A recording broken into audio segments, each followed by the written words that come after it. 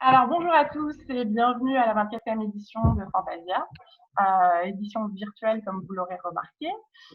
Si vous regardez cette vidéo, c'est que vous avez vu le film Haunted, et si vous ne l'avez pas encore vu, vous pouvez quand même regarder cette vidéo bien sûr, mais allez prendre vite vos billets pour le vendredi 21 à 21h45 sur notre plateforme. Il y aura une deuxième projection le mercredi 26 à 17h heure montréalaise. Et je suis en compagnie virtuelle du réalisateur Vincent Paronneau. Bonjour Vincent. Bonjour, bonjour à tous. Donc Vincent, écoute, je vais t'avouer, quand j'ai vu Hunted pour la première fois, j'étais pas familière avec ton nom, Vincent Paronneau. Ça me disait rien comme ça, à première vue, et j'ai fait mes petites recherches. Et mais oui, bien sûr, Witchloose, je connais, ça j'ai entendu parler. Est-ce que tu peux, pour ceux qui ne connaissent ni Vincent Paronneau ni Winchlus, nous expliquer un petit peu ton parcours et te présenter, voilà, tout simplement. Alors mon parcours il est un peu difficile à suivre et un peu chaotique, mais pour résumer, j'ai commencé par faire de la bande dessinée. Enfin, je suis plutôt auteur de bande dessinée à l'origine, et ensuite je me suis dirigé vers l'animation, puis le cinéma, les arts plastiques. Enfin, je travaille avec une galerie, enfin plus dans le domaine de l'art contemporain. Voilà, donc sous le nom de Vinchlus, pour aller vite, c'est plus ce qui est bande dessinée animation, et enfin, quoi que c'est faux, puisque j'ai fait Persepolis sous le nom de Vincent Paronneau. Enfin bon, et le cinéma serait plutôt Paronneau, donc. T'es hyper touche à tout, t'es vraiment un artiste multidisciplinaire. D'où est-ce que ça vient cette nécessité chez toi, ce besoin d'explorer tous ces chemins? Parce que c'est pas facile. On pourrait croire que de passer de la bande dessinée au dessin animé, c'est une évidence, mais non, on passe pas simplement de l'un à l'autre. Pareil pour le live action, etc. Comment est-ce que tu te repères dans tout ça et quel est ce besoin d'aller explorer? Enfin, le truc primordial, enfin l'énergie primitive qui est la mienne, c'est juste que j'ai peur de m'ennuyer, donc voilà. Donc quand j'étais gamin, enfin, si je m'ennuyais, je faisais des conneries pour aller vite, puisque j'avais pas d'autre solution. Moi, j'ai pas fait d'école d'art et tout ça. Je suis vraiment un autodidacte, enfin pur et dur. Et enfin, c'est pas que je n'aurais pas fait d'école, c'est juste je venais d'un milieu plutôt modeste, et enfin c'était pas la question. Donc. Et donc ensuite, j'ai fait de la bande dessinée parce que c'était le truc le plus simple d'un point de vue économique et pratique, qu'on n'a pas d'argent. Et puis, il n'y avait pas encore, parce que en 20 ans, les choses ont changé par le regard par rapport à la bande dessinée. Mais il n'y avait pas d'enjeu réel que celui de faire de la bande dessinée. De toute façon, on était pris pour des imbéciles heureux quand on faisait de la BD. Enfin, quand on venait du fanzina, en tout cas, puisque ça marchait pas, on gagnait pas d'argent, voilà. Mais après, dès que j'ai eu la possibilité de faire d'autres trucs, enfin voilà, le cinéma, ça m'a toujours intéressé. Je suis un homme de circonstances et de contexte. Si j'ai la possibilité de faire les choses, je les fais. Voilà. Et après, mes idées, enfin mon monde et tout ça, je tourne autour de mes névroses, mais j'aime bien l'idée de pouvoir les éclairer différemment à chaque fois.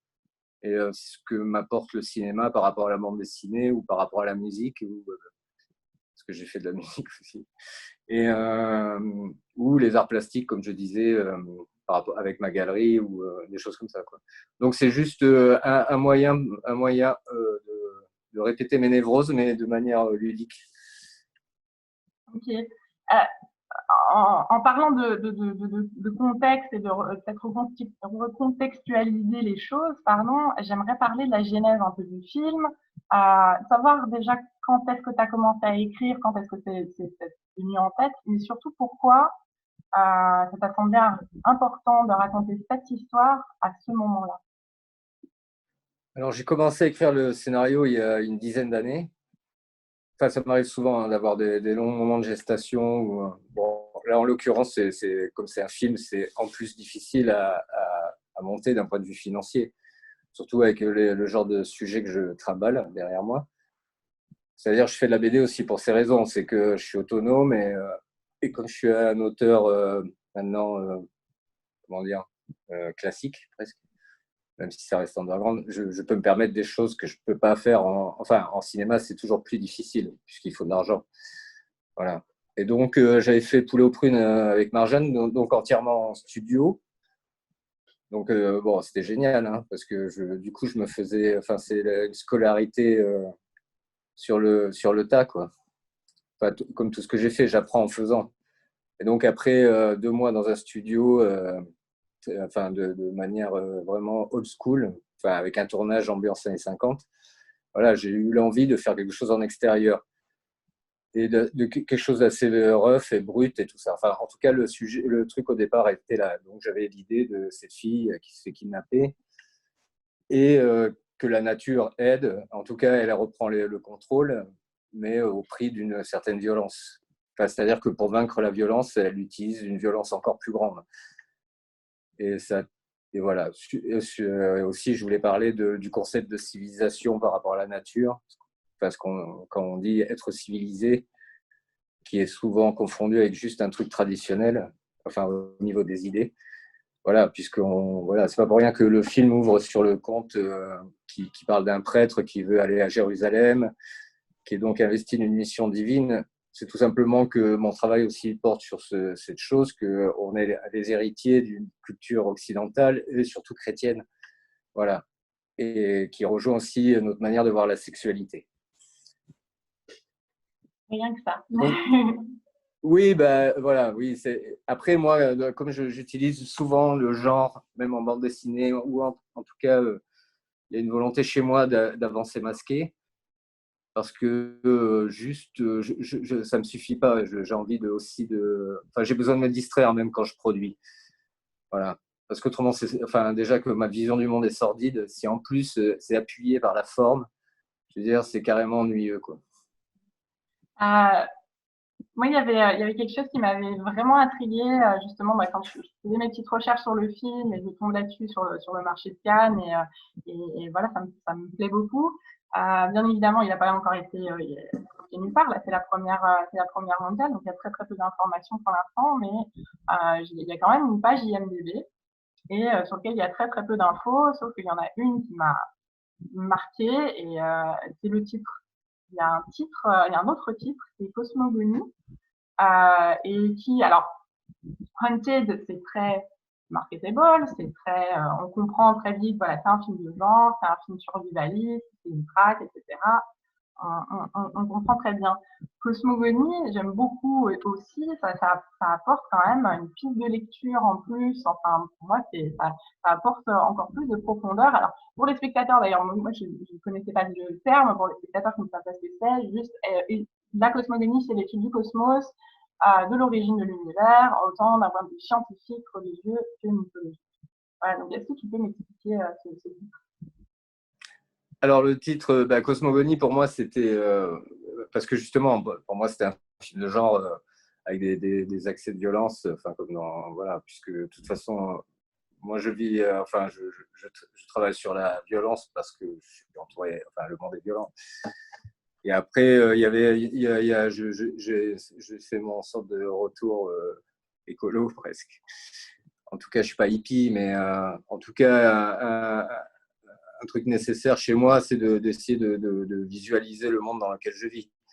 Voilà. Et Cosmogonie, c'était juste ce personnage donc de Eve qui en prend plein la gueule pendant tout le film et qui finit par se révéler et en fait qui incarne aussi une sorte de déesse. Voilà. Et en fait, c'est la naissance d'un nouvel univers quelque part qui est personnel parce que moi je suis très attaché en tant que libertaire à l'individu. Et donc, pour moi, la vraie révolution, elle est intérieure. Et donc, on assiste à la création d'un nouvel univers, ou en tout cas, l'univers qui remet de l'ordre. Enfin, en tout cas, il y a une remise à niveau. Voilà. Donc, Cosmogonie, c'était mon titre de départ. Parce qu'en plus, je trouvais bien de le mettre en conflit avec le film, qui reste un film de genre, même s'il est parfois carrément ésotérique, j'en conviens.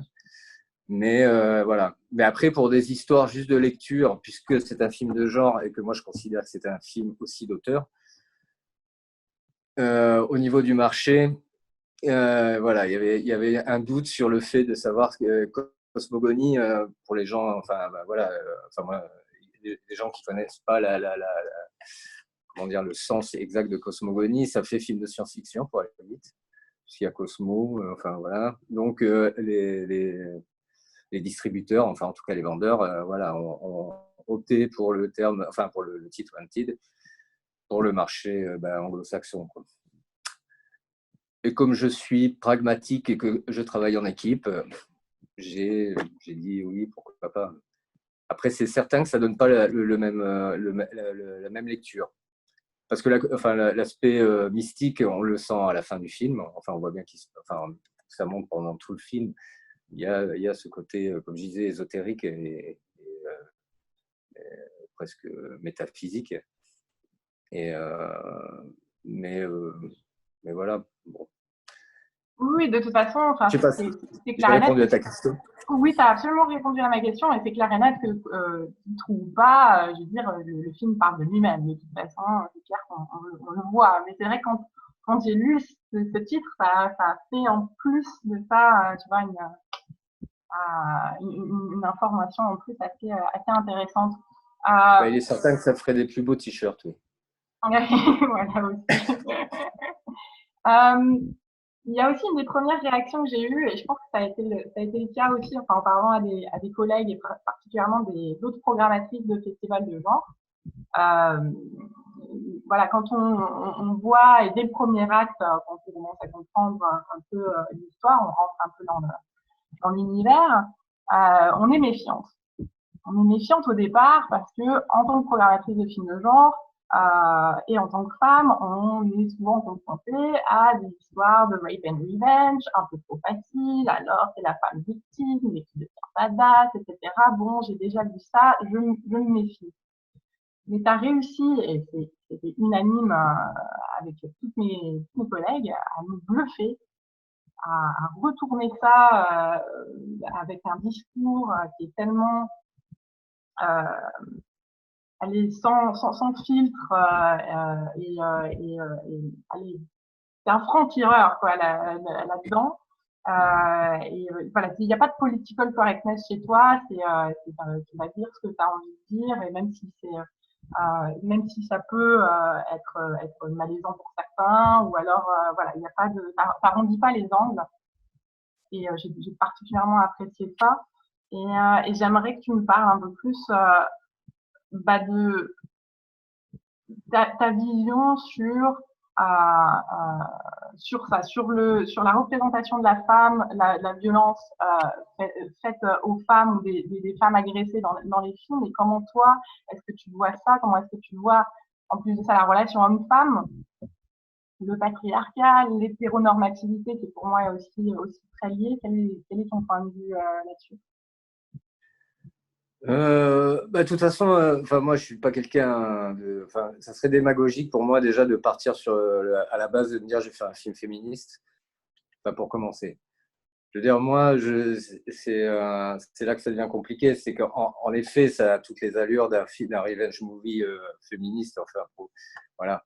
Bon, après, il est certain que moi, le film, j'ai commencé à l'écrire à 10 ans et un MeToo qui est arrivé entre-temps, donc il a réveillé enfin, voilà. Après, j'ai entendu des choses aberrantes, surtout venant de mecs qui étaient devenus féministes en 48 heures. Donc voilà, moi je sais où je mets les pieds et en plus pour moi enfin je suis à l'aise avec ce film et je me suis posé des questions à un moment parce que je me suis dit oui, ben, je suis en train d'être dans une sorte de truc trop contemporain, c'est-à-dire voilà, c'est un sujet que j'avais depuis longtemps mais je me retrouve en fait rattrapé par une sorte d'actualité. Je suis pas tout le temps sur le net et tout ça, mais il n'empêche que je sens que ça brouille autour de moi et voilà. Et c'est pas comme si c'était les premières choses. Tu parlais d'hétéronormalité. Enfin, Hétéronormativité. voilà, toutes ces conneries. Je veux dire, c'est des trucs que j'aborde dans mes BD, voilà, le rapport des mecs par rapport à la femme ou la sexualité ou par rapport juste à eux-mêmes. Voilà. Donc, moi, mon idée aussi, c'était la femme aussi, enfin, dans mon film, incarne une victime aussi. Mais de manière générale aussi, c'est la victime, c'est-à-dire Ça pourrait être un enfant, un homo. Enfin, c'est quelqu'un qui incarne une victime et qui a juste la chance, parce qu'il y a un accident, de pouvoir juste courir, réfléchir un peu, se foutre en rogne et foutre une branlée au mec. Je veux dire, ça prend quand même du temps. Mais je veux dire, il y a tout une sorte de truc initiatique qui permet de se révéler. Donc, c'est ça dont je parle.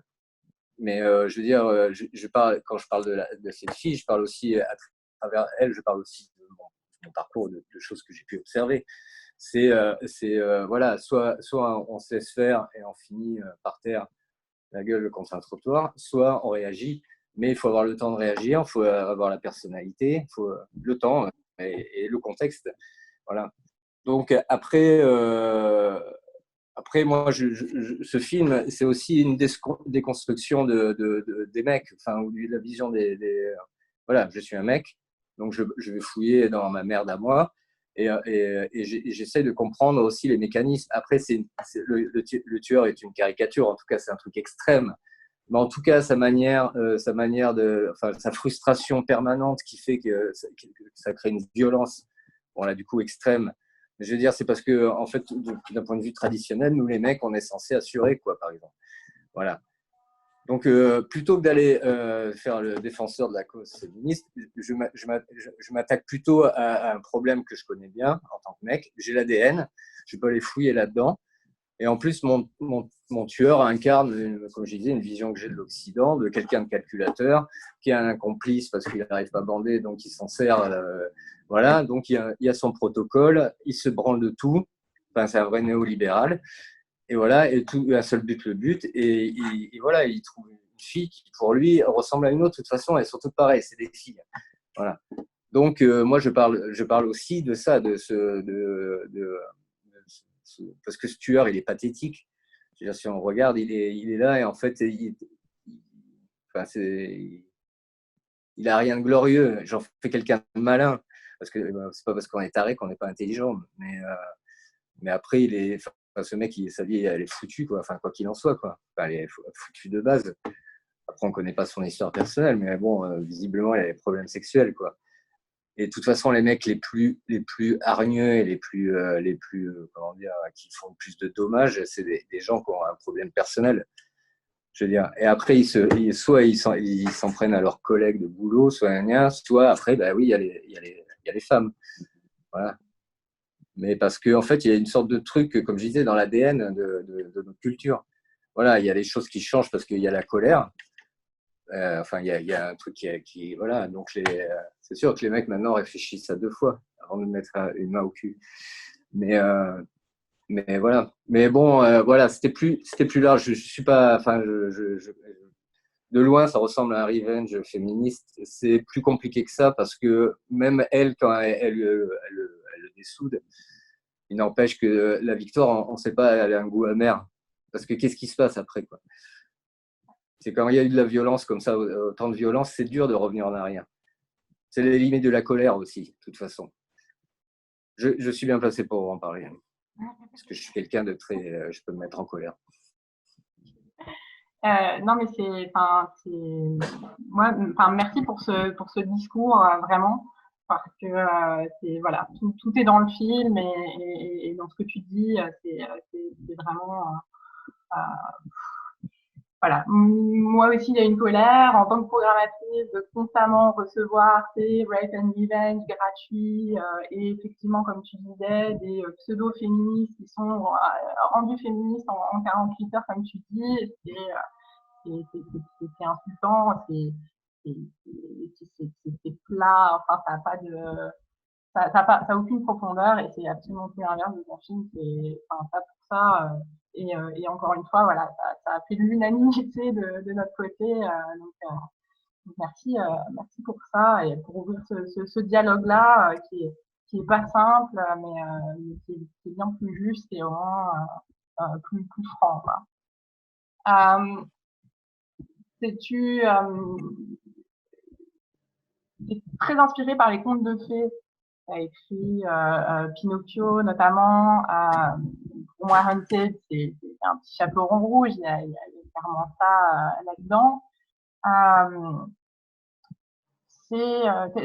Tu les remets à l'ordre du jour. C'est pour pour toi, a priori, enfin, de ce que je comprends, des témoignages personnels, une dénonciation de la société, voilà, une critique, et tu révèles un peu leur caractère sombre. Et j'aimerais savoir, en fait, dans notre situation actuelle et comme le monde a changé depuis quelques mois, dans quel conte de fées est-ce qu'on vit, d'après toi? Si tu devais aujourd'hui adapter la situation actuelle dans un conte de fées, ce serait lequel? Bonne question. Je sais pas. Peut-être le joueur de flûte Le de joueur de flûte? Hamelin.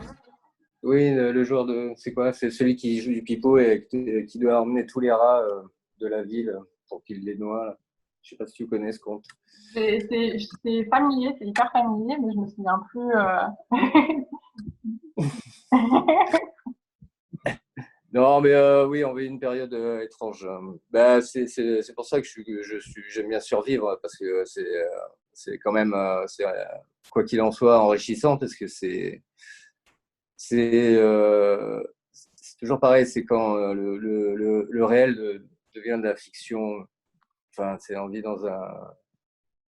Enfin, je veux dire, on vit énormément de choses qui sont annoncées justement dans les films. Et il y a un côté fascinant là-dedans.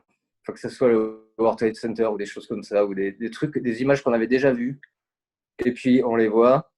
Ces trucs de virus, machin, on voit des images. Moi, je suis en train de finir une BD pour Gallimard, que j'avais commencé il y a quelques années. Et en fait, ça parle de pandémie. Et en fait, je décrivais, mais certainement en souvenir du SRAS, enfin ce qu'il y avait eu avant, mais je sais pas, parce que j'ai un inconscient un peu bizarre. Mais en tout cas, je décrivais un truc qui démarrait en Asie, pénurie de masques et tout ça, quoi. Et entre-temps, je me suis fait piquer mon découpage de BD dans le train, donc j'ai pris du retard. Donc pendant le confinement, j'étais en train de finir la BD en question. Donc j'ai changé des trucs parce que c'était trop proche du réel.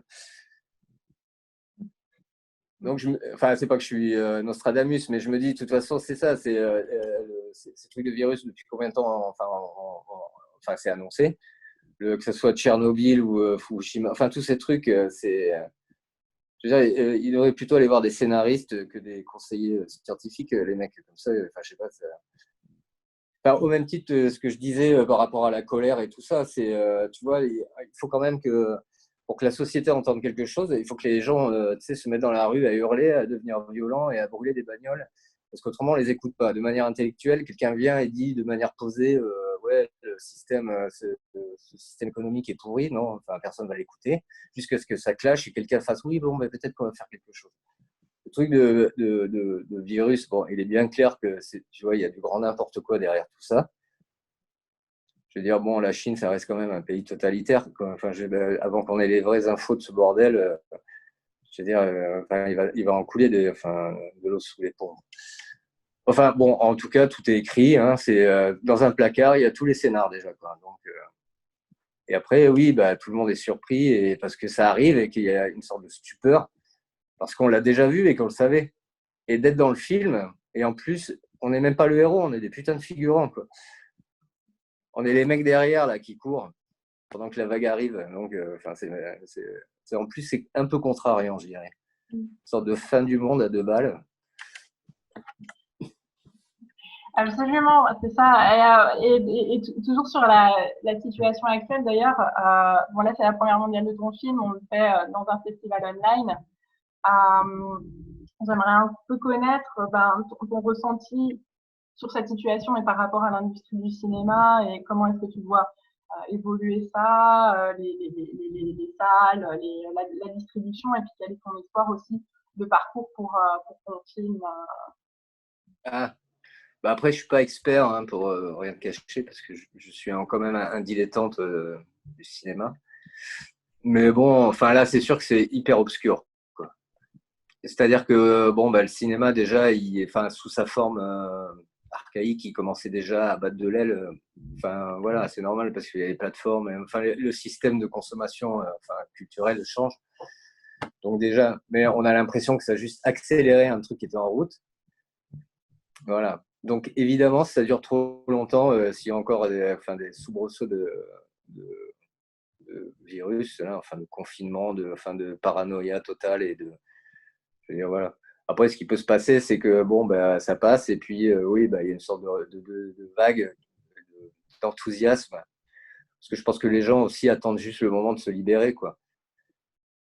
Je veux dire, dès que tu leur donnes la possibilité d'aller boire un café aux terrasses, se bourrer la gueule, et je veux dire, t'as tout le monde, hein. Je veux dire, voilà. Mais après, là, oui, ce qui est trouble, c'est au niveau des infos, quoi. C'est comme quand, enfin, je sais pas comment, enfin, quand ça a commencé, c'était n'importe quoi. Je veux dire, tu avais une info toutes les minutes, quoi. Ouais. Donc, et jamais la même. Et voilà. Bon, moi, j'ai arrêté d'écouter la radio. Enfin, je sais pas, je veux dire, à part te créer d'un climat de stress. Ouais, Mais c'était très anxiogène. Hein. bah, si tu écoutes ça, oui, tu finis, je veux dire, avec 15 kilos en moins, alcoolique et sous tranxène, quoi. Mais voilà. Après, là, oui, c'est dur de dire, oui, parce que bon, le film, enfin, si on prend mon film, bah oui, il va être joué où enfin, je sais pas, tu vois. C'est-à-dire, ma blague, c'était de dire qu'il est dans un vidéoclub, mais il y en a plus. Voilà, donc bah, ouais, c'est dur de lire là, par contre. Voilà. Et bah après, bon, je vais pas, comme je reste quand même quelqu'un de positif, je dirais que je suis content d'avoir fait, de l'avoir fini. Le pire cas de figure, enfin, en ce qui me concerne et les gens qui avaient bossé dessus, c'est que tu commences le tournage et puis on te dit d'arrêter. Moi, si tu veux, j'ai pu continuer le montage quand il y avait le confinement, donc faire la musique, enfin, bosser sur la musique et tout ça, quoi. Mais il y a plein de projets, j'imagine, comme moi, qui n'étaient pas avec un budget, parce que ça reste un petit budget quand même, le film. Bah, si tu arrêtes ça en cours de route, pour redémarrer, c'est très très compliqué, quoi. Voir, tu peux dire adieu à ton projet, quoi. Ouais. Bon. Donc le film est fini, il existe. On pourra le regarder sur un téléphone, dans un bunker. Alors, si vous nous écoutez, ne regardez pas ça sur un téléphone, s'il vous plaît.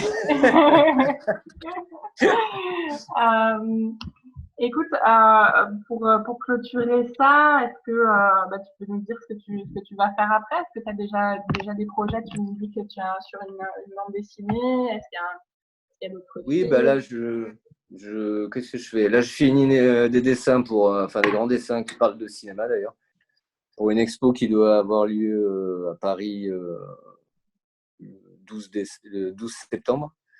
Donc toujours pareil, hein, sous réserve. Enfin, au moins de vernissage.